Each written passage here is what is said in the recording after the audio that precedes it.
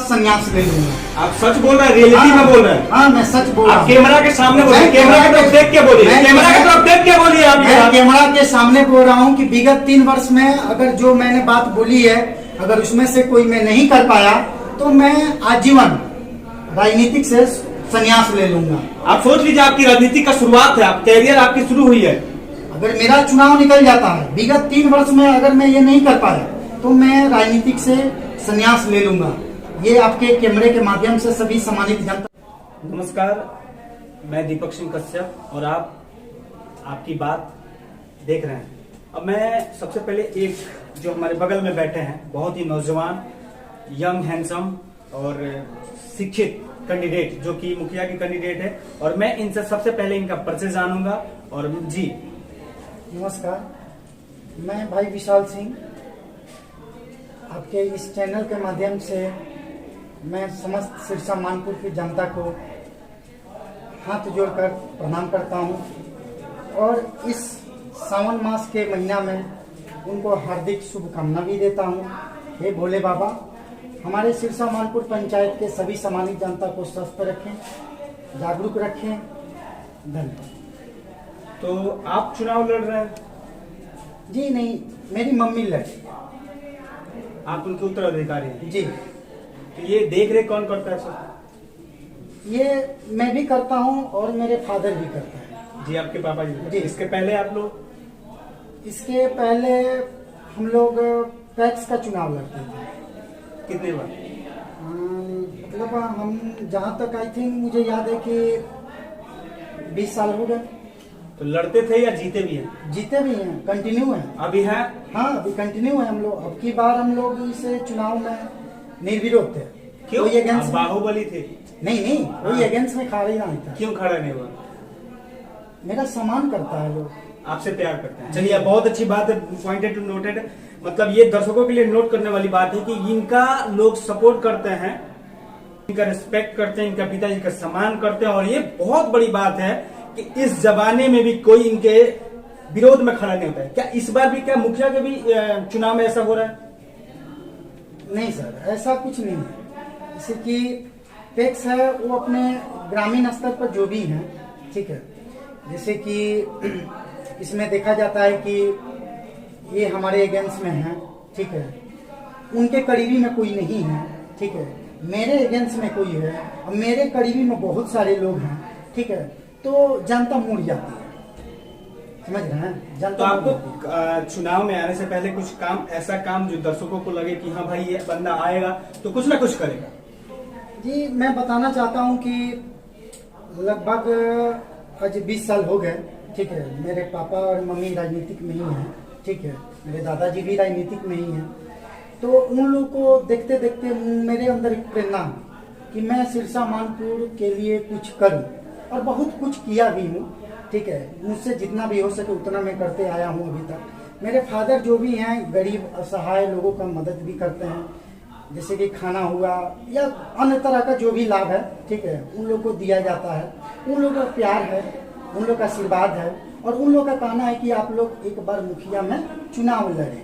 विगत वर्ष इसके पहले हम लोग चुनाव लड़े, ठीक है, मुखिया का आशीर्वाद भी लोगों को मिला। और मात्र हम लोग थोड़ा सा मतलब अपने में ही गलती था, ठीक है। चुनाव हारने का हम लोग में ही गलती, जनता का कोई गलती नहीं है। जनता तो हम लोग का पूरा आशीर्वाद दिया, हम लोग का ही गलती था कि हम लोग जनसंपर्क अच्छा से नहीं किए, लोगों से मिले नहीं। दारू बांटी थी आपने? नहीं सर, ऐसा पैसा नहीं। फिर आपने क्या देखकर लोग आपको मदद किए? मैं उन लोगों के बीच रहता हूँ, ठीक है। मेरे फादर, मेरे दादाजी, इन लोगों के बीच बहुत साल से रह रहे हैं। तो आप राजनीतिक में क्यों आ रहे हैं? कमाने के लिए? नहीं, लोगों की सेवा करने के लिए। आप समाज सेवी हैं? जी। क्या क्या काम किया अभी तक आपने? अभी तक जितने भी मतलब ब्लॉक में जो भी काम पेंडिंग था पहले, ठीक है, उस पे मतलब देखा जाए तो 2 साल पहले जो आदमी ऑनलाइन किया है उसका काम पेंडिंग में है। उस काम को देखते हुए बीडीओ साहब, सीओ साहब या एमओ साहब जो भी हैं, उनके पास ले जाकर सर ऐसा क्यों हुआ, आप लोगों को जागरूक कर रहे हैं, आवाज उठाते हैं। जी, आवाज उठाते हैं। जागरूक फैलाते हैं कि हाँ आपका ये काम है, आपका ये हक है, आप लीजिए, ये कीजिए, ठीक है। अभी तक आप पे कोई केस वेस हुआ है आवाज उठाते वक्त? नहीं सर, मेरे मतलब अभी जो भी मेरे परिवार हैं, ठीक है, तो उस परिवार में हमको नहीं लगता कि आज तक मेरे परिवार से किसी का केस हुआ है। तो आप आंदोलन करते होंगे तो ऐसी बातें होती होगी कि आप क्यों कर रहे हैं, क्यों कर रहे हैं, तो ऐसी बातें आती है अक्सर। ये सब तो प्यार से होता है, प्यार से कर लेते हैं। हाँ प्यार से होता है, मैनेज करके। मैनेज करके। कैसे? जैसे कि पैसा देके? नहीं, दो गुट में अगर झगड़ा हो रहा है, हाँ जी, ठीक है, दो गुट में अगर झगड़ा हो रहा है तो कोई जरूरी नहीं कि झगड़ा जो कर रहा है उसके सपोर्ट में हम उसके साथ खड़ा हो जाए। दोनों आदमी के साथ हम सपोर्ट में करते हैं। अगर आप चुनाव जीतते हैं तो कौन सा पहला काम करेंगे साल भर के अंदर? देखिए, पहली बात तो नियमित डॉक्टर की उपलब्धता स्वास्थ्य में। अभी आप क्या किए हैं स्वास्थ्य के लिए पहले, चुनाव से पहले? स्वास्थ्य में सबसे पहले अपना ये कैंप लगवाया आपने फ्री में? फ्री में कैंपिंग जो था सर, तो कैंपिंग के लिए ये कोरोना वायरस जो कोविड-19 है, इसको मद्देनजर रखते हुए हम लोग कैंपिंग नहीं लगा पाए क्योंकि भीड़ होगी। सही बात, ठीक है, तो इसलिए हम लोग नहीं लगा पाए। और दूसरी बात कि दवाई का जो भी है, ठीक है, उसको भी चाह रहे हैं कि लोगों के बीच उपलब्ध कराएं। ठीक है, हम लोग पहले से जैसे कि राशन कार्ड पे आयुष्मान कार्ड बनता है, इधर 2014 से राशन कार्ड और डिजिटल सब कुछ होने लगा, तो श्री नरेंद्र मोदी जी ने आयुष्मान कार्ड का दिया है, उपलब्ध कराया है श्रम के लिए और जनरल भी। तो हम लोग चिन्हित करते हैं कि कौन आयुष्मान कार्ड के लिए है, ठीक है, उस परिवार को हम लोग आयुष्मान कार्ड बनाकर देते हैं। ये भी बहुत बड़ी बात है और ये करते हैं और इनको राजनीतिक में आना चाहिए। इन सारे लोगों को राजनीतिक में आना चाहिए। लोग कम से कम लोगों को जागरूक करें। वैक्सीन के लिए आपने क्या किया?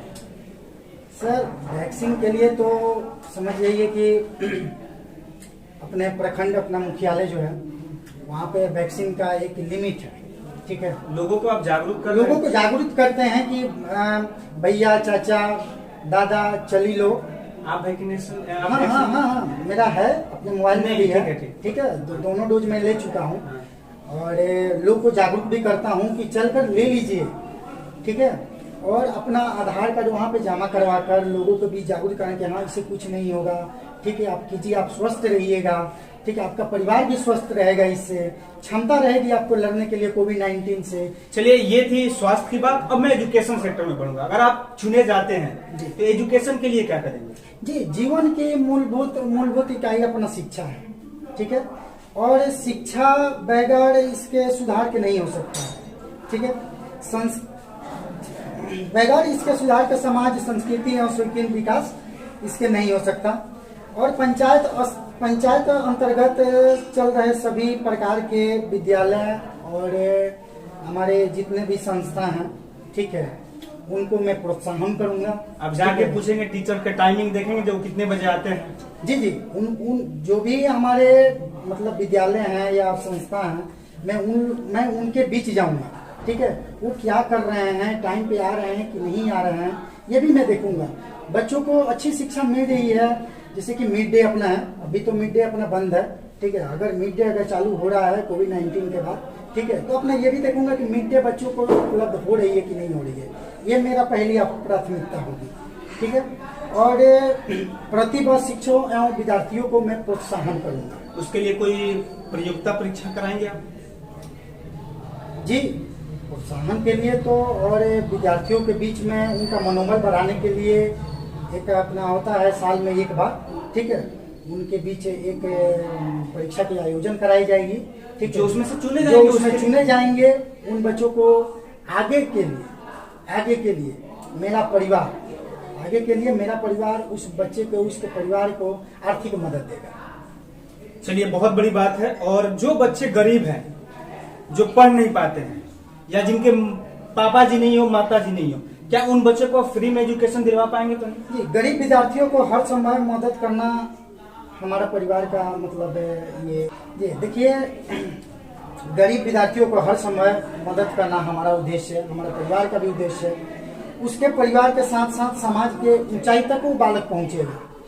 अगर मैं करूंगा ऐसे तो एक प्रेरणा मिलेगी बच्चों को कि भैया मेरे साथ हैं, कुछ भी होगा तो भैया संभाल लेंगे, भैया आर्थिक मदद करेंगे, जिससे हमारी फैमिली खुश रहेगी, हम भी खुश रहेंगे। तो इन सब को देखते हुए हम उनको आर्थिक मदद देंगे फ्री ऑफ कॉस्ट। चलिए, बहुत बड़ी बात है। तो मैं लास्ट क्वेश्चन रहेगा आपसे, ये हो गई एजुकेशन और स्वास्थ्य। अंतिम जो आपका मिशन होगा उसमें कौन कौन सा मिशन? देखिए, अन्य मिशन में अपना है कि पंचायत अंतर्गत सभी सरकारी योजनाओं का लाभ, ठीक है, वो सही क्रियान्वयन तरीके से किया जाएगा और वंचित एवं शोषित लोगों को जागरूक किया जाएगा, ठीक है, उनका हक दिलाया जाएगा और सभी ग्रामीण का मान सम्मान रखा जाएगा, ठीक है। और अपना निस्वार्थ भावना से ये मैं मतलब रखूंगा अपनी बात, और भ्रष्टाचार एवं ताकत तानाशाह को जड़ से खत्म करना ये मेरी पहली प्राथमिकता होगी। चलिए, ये बहुत बड़ी बात है, क्योंकि तानाशाही, अफसरों का जी। तानाशाही आजकल तो लोगों का नहीं है, जी। लेकिन अफसरों की तानाशाही क्या करेंगे? देखिए, मैं जितने भी बोलते आया हूँ, शिक्षा, स्वास्थ्य और अन्य जो भी अपना लाभ है, ठीक है, अगर मेरा चुनाव निकल जाता है, ठीक है, अगर मेरा चुनाव निकल जाता है तो विगत 3 वर्ष में अगर ये मैं नहीं कर पाया तो आपके चैनल के माध्यम से जो भी सुन रहे हैं, ठीक है, जो भी सम्मानित जनता सुन रही है, मैं उसके बाद संन्यास ले लूंगा। आप सच बोल रहे हैं, रियलिटी में बोल रहे हैं? हाँ, मैं सच बोल रहा आप हूँ। कैमरा के सामने बोलिए, मैं कैमरा की तरफ देख के बोलिए, कैमरा की तरफ देख के बोलिए। आप मैं कैमरा के सामने बोल रहा हूँ कि विगत 3 वर्ष में अगर जो मैंने बात बोली है, अगर उसमें से कोई मैं नहीं कर पाया तो मैं आजीवन राजनीतिक से संन्यास ले लूंगा। आप सोच लीजिए, आपकी राजनीति का शुरुआत है, आप कैरियर आपकी शुरू हुई है। अगर मेरा चुनाव निकल जाता है विगत 3 वर्ष में, अगर मैं ये नहीं कर पाया तो मैं राजनीतिक से संन्यास ले लूंगा। ये आपके कैमरे के माध्यम से सभी सम्मानित जनता सुन रही है। फिर से अपना परिचय बता दीजिए। मैं भाई विशाल सिंह, पुत्र गीता देवी, जो भावी मुखिया प्रत्याशी सिरसा मानपुर पंचायत की हैं, ठीक है। तो मैं अभी कुछ तो नहीं बोलूँगा, ठीक है, अगर चुनाव निकल जाने के बाद फिर मैं आपको बुलाऊंगा, ठीक है, तब आप हमसे सवाल पूछिएगा, तब मैं जवाब दूंगा। जी, धन्यवाद।